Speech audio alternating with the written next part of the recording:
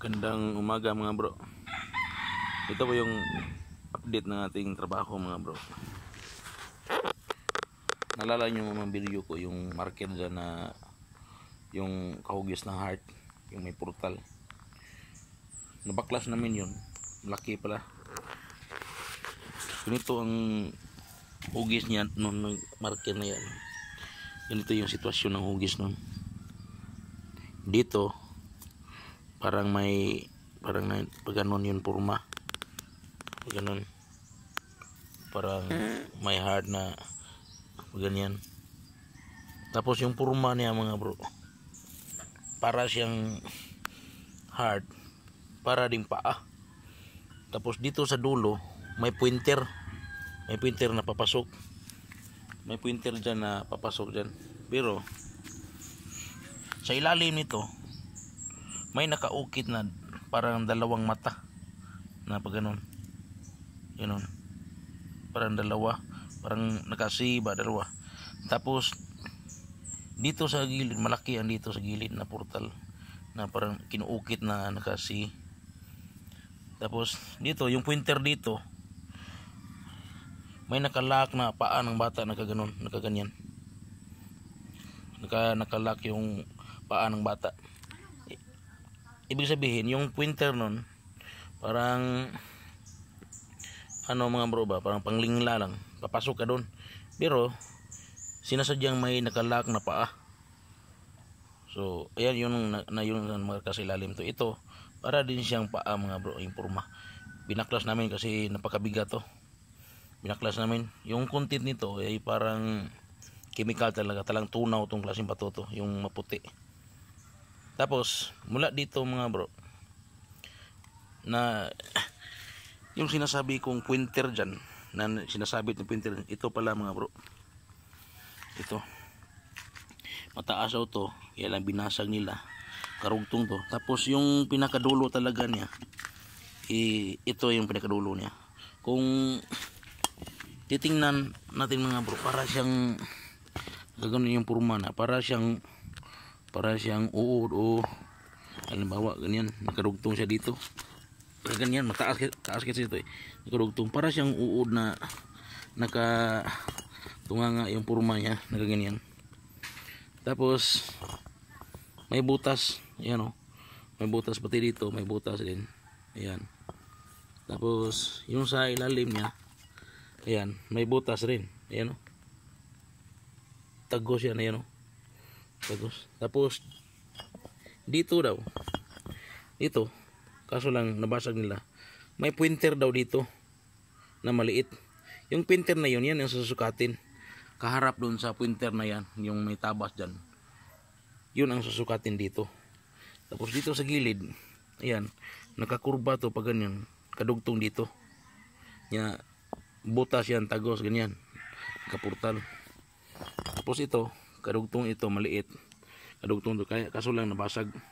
Tapos ang sitwasyon nito mga bro, yan o, portal yan o, yan o. Ay, tapos ang sitwasyon dito, nakasabit na yan dito, ayan, nakaganon yung porma niya, ganyan. Tapos yung karugtong niya mataas yan, kasi nakasandal dito yung kanang kamay, yung bato na yan, parang kanang kamay yan. Kaya lang na nabiyak, nabagsak dun, kasi dinaanan ng malaking gamot ng ugat ng akasya. So ganyan yung sitwasyon niya, yung filter niya, nakaganyan. So ibig sabihin niya mga bro, para siyang snail na walang anong tawag sa Tagalog yan bro, yung kabhang. Walang seal ba. So ang sitwasyon, ang ibig sabihin yan, parang may butas sa ilalim na gagapang ka. Kasi may replika yan na tunnel, ayan o. Tapos dito may pointer down dito, yun ang susukatin, kaharap doon sa kabilang marker. So positive yan mga bro. So kalibil dito mga bro, yung marker na nakuha dyan, yung kulay puti, dyan nag-uumpisa yung pagbilang natin Kasi yung marking doon ay 5 inches. Galing dyan, susukat tayo, may ugat na dyan. Dyan yung nakasandal yung pointer na, yung marker natin na kulay puti. Galing dyan, pababa yun, sukat 5 feet. Pagdating sa 5 feet mga bro, naka-flat yung painsan. Ito yung painsan mga bro. Ito, marami ito. Ito yung painsan. Ayan o. Naka-flat yung painsan. Pero sa itaas, yung mga bato na sunog-sunog at saka yung mga buhangin, pati yung lupa, talagang sinusunog. Mula dyan sa marker, nalalayo yung bato na nakaslope pa ganun. Tapos dito, yung bato na parang pabilog dyan, kaharap dun sa bato na nakaslope. Tapos dito yung marker na replika ng paa. Sa baba ng marker mga bro, binasag ko yung bato yan. Tapos ang sitwasyon ng bato sa lalim naka-flat. Talagang sinasadyang inalapag lang dyan sa sa buhangin. Tapos yung isa dito, para siyang tansyahin yung mga bro, yung burger. Tapos yung burger ganyan. Halimbawa ganyan yung burger, circle. Pagtatabasin natin yan, parang kanon. Yung i-1/4 mo. Pagbasag ko mga bro, yung bato na dyan nakaslope, talagang sinusunog na bato. Tapos ito yung sinusunog mo ito mga bro. Ayan o. Ayan. Talagang sinusunog. Bato ang ginagawa nilang uling. Ginagawa itong uling gamit nilang carbon. Tapos pag backlash niya mga bro, basag-basag yan, sunog na bato. Yan, ginagawang uling. Tapos, yung sa gilid, yung sabi ko sa iyo na pabilog, ito yung bato na yan, ito mga bro. Ito yung nakalapag sa flooring. Tapos sa itaas, yung nakakurban pa ganun. Tapos sa siding niya mga bro, sinasadya talagang kinakat. Tapos makikita pa dito yung mga bro, yung ukit ng parang ginaganon-ganon ng bara mga bro ba, mga paksit. Ito yung nakalagay dito sa gilid, sa siding yan. So talagang ginagawa mga bro, kasi flat dito, nalapag lang sa buhangin. Tapos sa itaas parang napaka-curve pa ganun. So pagbasag ko nito mga bro, yan, talagang sinusunog. Tapos sa baba ng bato na yan na nakaslope, ito yung nakukuha mga bro, kasi ako nagbaklas nito eh. Itong bato nito napakabilog, malaki talaga ang bilog na kulay itim.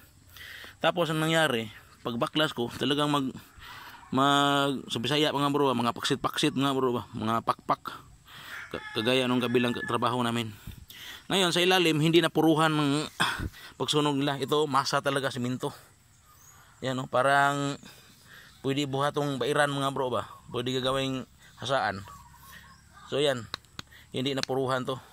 So pag baklas nito mga bro, hindi pala sa iba, sa itaas pala nito mga bro, mula sa marker natin, pagbasag ng bato na nakaslope, ito yung nakukuha namin mga bro. Ito yung nakukuha namin. Ayan, hugis D. Tapos may sinasadya kinukulit talaga yan mga bro, tinatabas. Marami to sa sapa, makikita nyo. Pero iba yung dito eh, nakaganon yan. Pagbaklas ng bato na nakaslope dyan, tapos yung marker dyan, dito sa baba nakaganon ang purma yan. Tapos ang sa ilalim nito, ito ang bato na to na bilog. Yan ang nasa baba niya, nakaganon siya. Ngayon pagbaklas namin dyan, itong na flat na, naka-flat na lahat, ito yung nakukuha namin. Saan ba yung bato na yun? Ito yung nakuha namin mga bro. Kareplika siya ng parang paa na tinatabas talaga siya mga bro. Yan o. Ayan. Para siyang paa. Pero bato yan.